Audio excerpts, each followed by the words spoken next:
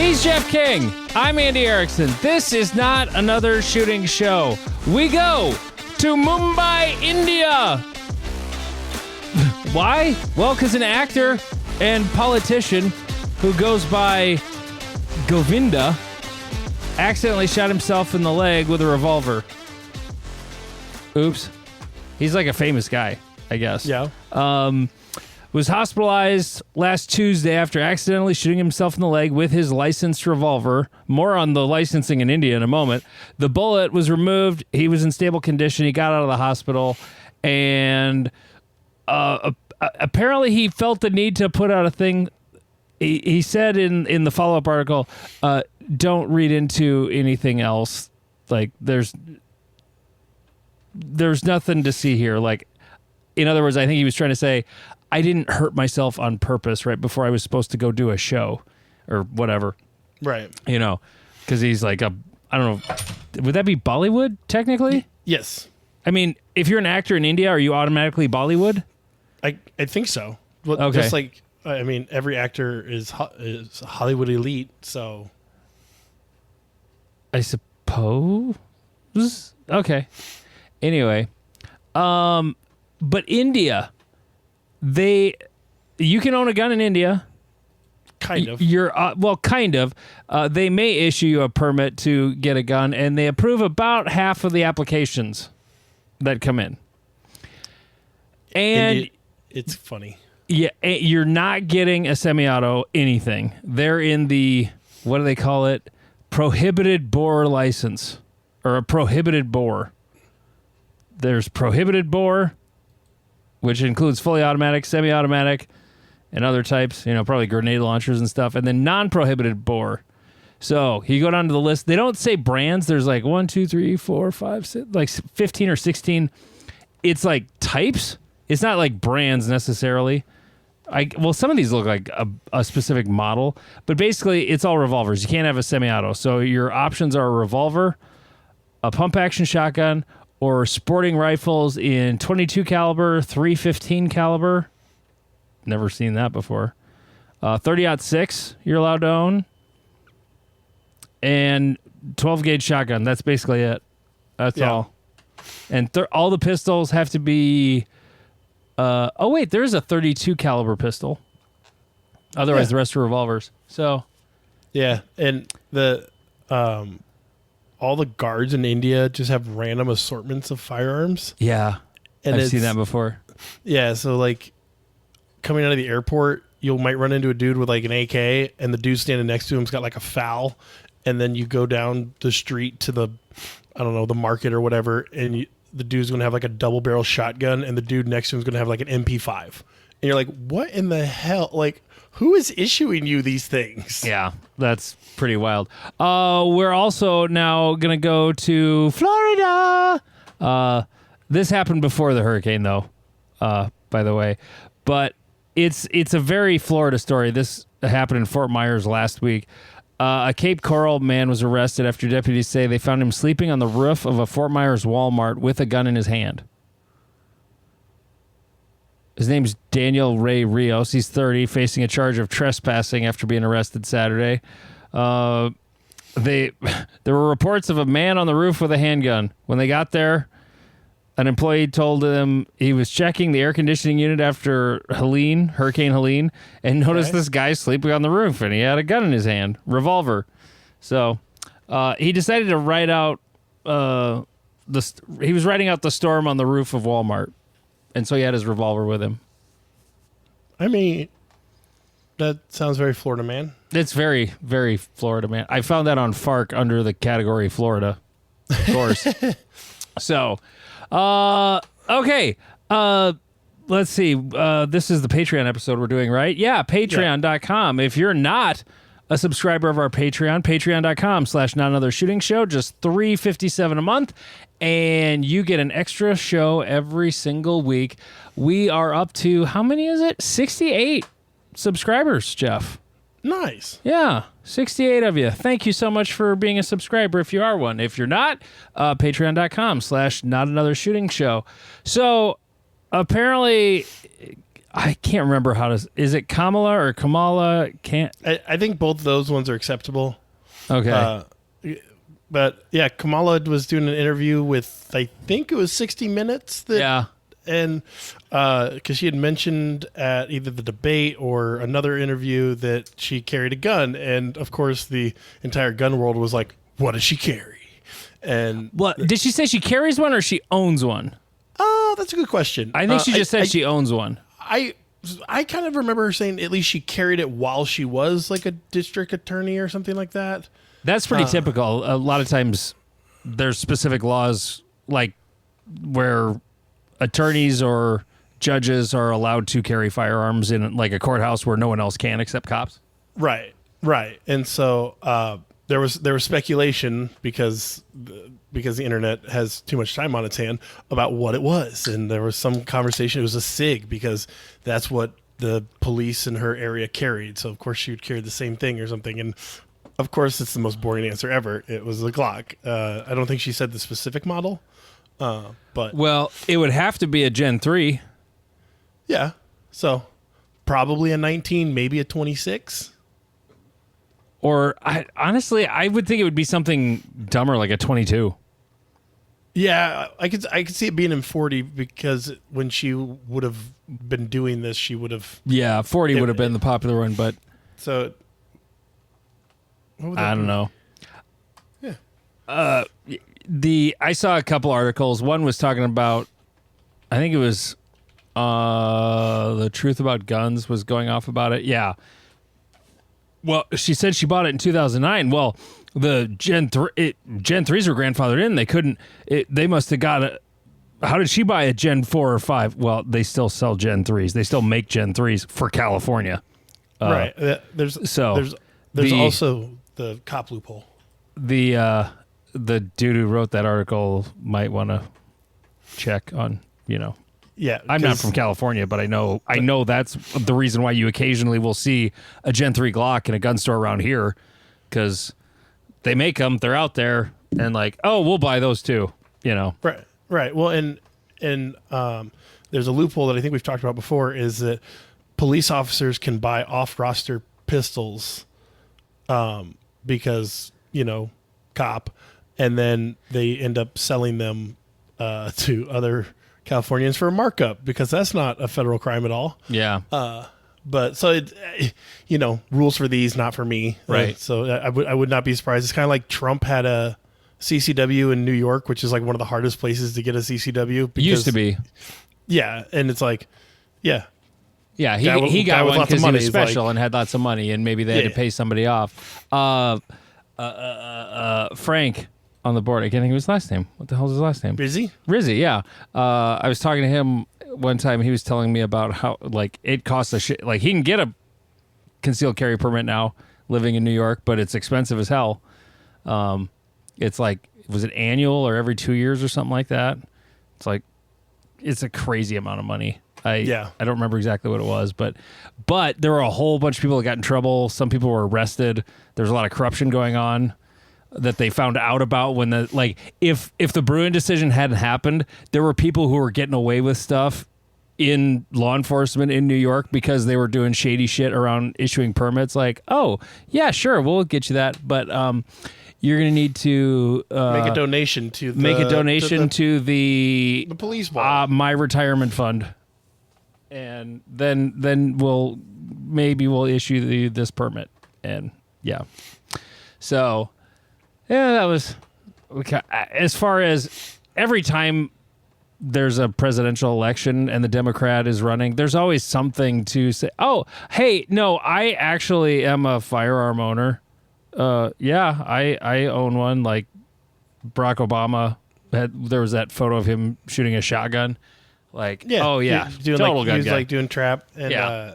now I'm forgetting the Democratic vice presidential candidate. He's like a legitimate like Minnesota hunter. Oh yeah. Like No, I believe he's like a legit gun owner. I do believe that. Like he's a Minnesota guy.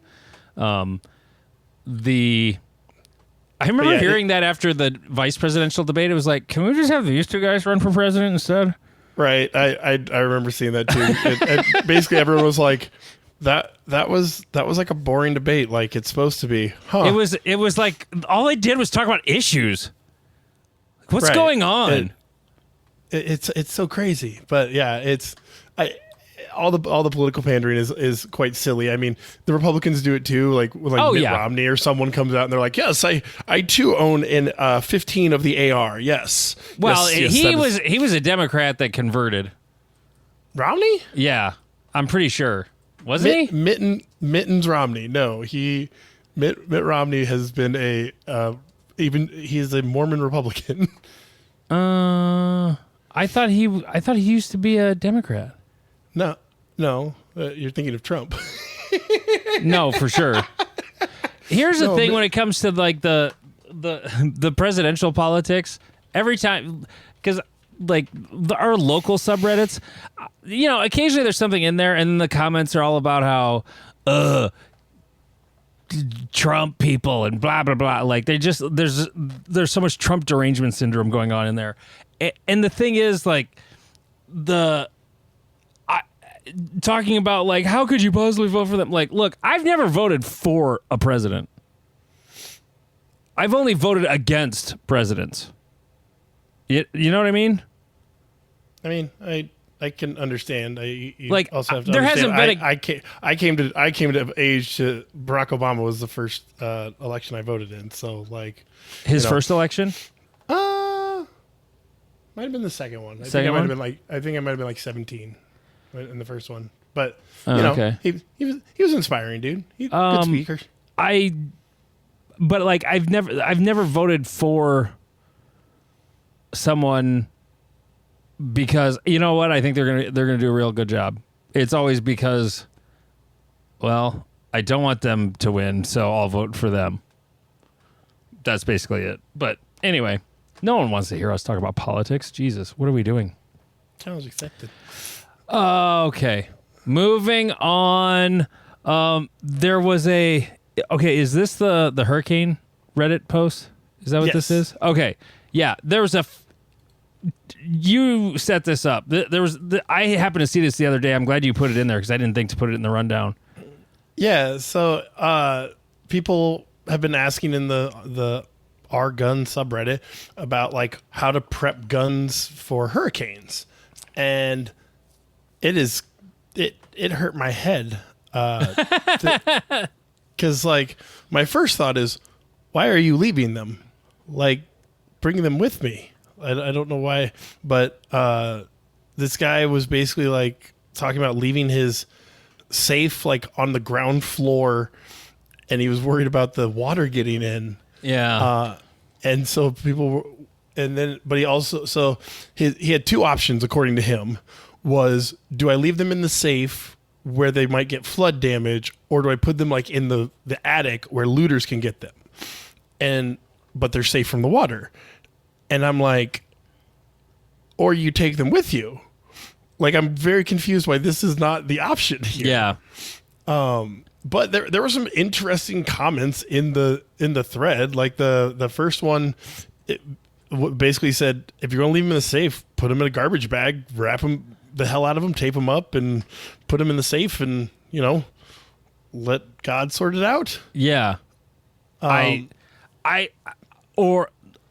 mean, I don't. It's hard to, because if he's got a lot, like you might not be able to take him with you. I mean, that's legit. This goes to the conversation of like, don't have so much shit you can't throw it all in the back of your truck, or car, or whatever the fuck your mode of transportation Well, if is. there's a hurricane and it's gonna destroy everything, and it might not be there when you get back. I mean, just because you have a safe and it's bolted to the floor doesn't mean it's still gonna be there. No, when you get back. What I'm saying is that as someone who shoots near constantly, I can have all of my guns in my truck in 4.5 minutes. I could too, like just throwing him in there uncased or whatever. Oh, I would have one rifle that was encased. Everything else would be in a case. So you own like what, 7, 8 guns? I own 11 handguns and 3 rifles. Okay. I've got more than that, but I have a lot more long guns, and that's where it gets problematic. that's where it gets a little tougher to just start putting stuff. Because I don't have a case for every gun. I have a few rifle cases that fit rifles. I think I have 2 rifle cases, and I have 5 bolt action rifles. Yeah, or 4 now. But the other idea is put rifle on floor, cover it in bed sheet or towel or some type of separate cloth separator of some sort.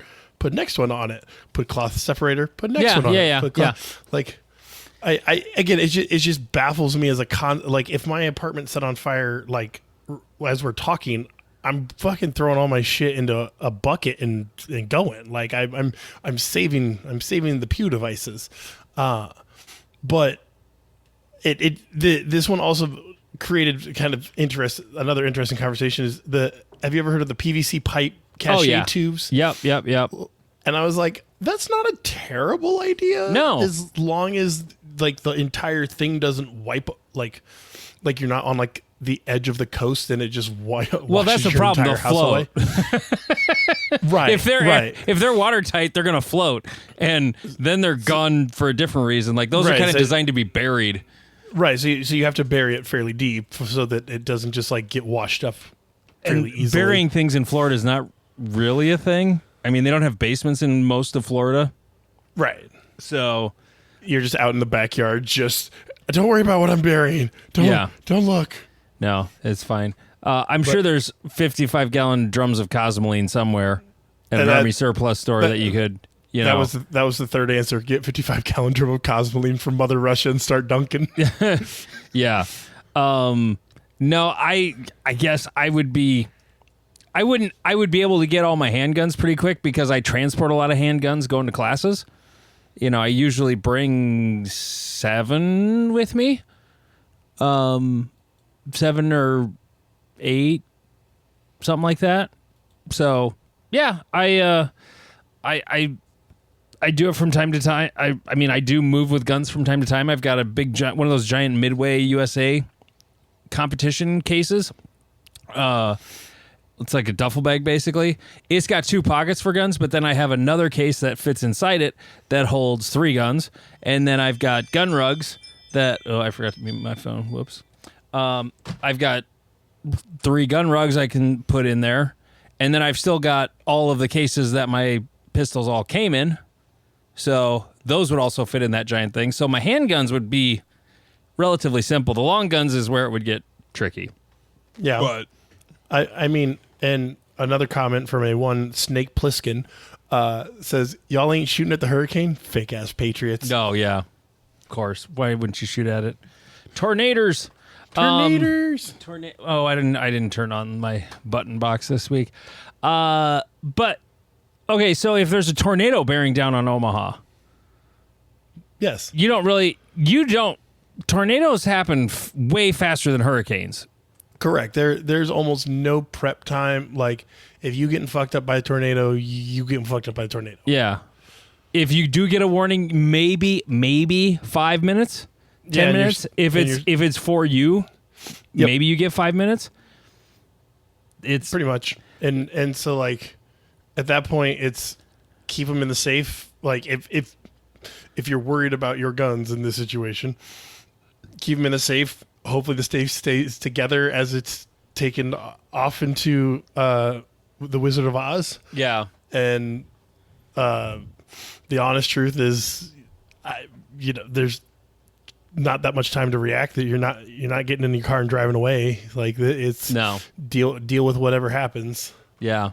I have a question for you about living in an apartment building, and I also want to talk about I'm going on a trip. I'm going to be flying with a gun. Yep. I want to talk about that coming up, but if you want to hear us talk about that stuff, you're going to have to become a Patreon subscriber. Patreon.com/NotAnotherShootingShow. Just $3.57 a month. You get the entire second episode every single week.